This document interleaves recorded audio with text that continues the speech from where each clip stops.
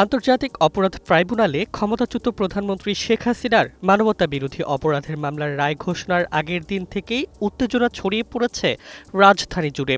সন্ধ্যার পর থেকে একের পর এক ককটেল বিস্ফোরণ, গাড়িতে অগ্নিসংযোগ ও সহিংস কর্মকাণ্ডে আতঙ্কিত হয়ে পড়ে সাধারণ মানুষ।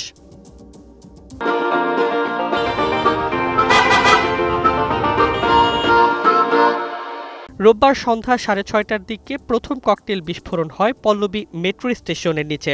এরপর রাত বাড়ার সঙ্গে সঙ্গে বাংলা মোটর, কারওয়ান বাজার, সেন্ট্রাল রোড, গাবতলী, মহাখালী, আমতলা, শ্যামপুর সহ অন্তত ৮টি স্থানে বিস্ফোরণের ঘটনা ঘটতে থাকে। সেন্ট্রাল রোডে পরিবেশ উপদেষ্টা সৈয়দা রিজওয়ানা হাসানের বাসার সামনের রাস্তা লক্ষ্য করে ২টি ককটেল নিক্ষেপের ঘটনায় এলাকায় চরম আতঙ্ক দেখা দেয়।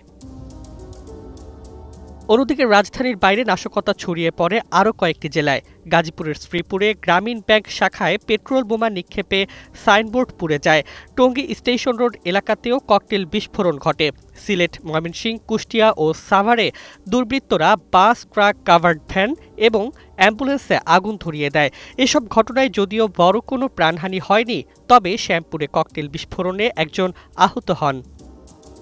পরিস্থিতি নিয়ন্ত্রণে রাখতে ঢাকা মহানগর পুলিশ কমিশনার কঠোর নির্দেশনা জারি করেন। কেউ নাশকতা করতে এলে দেখামাত্র ব্যবস্থা নিতে, প্রয়োজনে গুলি করারও নির্দেশ দেওয়া হয়। রাজধানীর গুরুত্বপূর্ণ স্থানে পুলিশ, বিজিবি ও এপিবিএন মোতায়েন করা হয়েছে।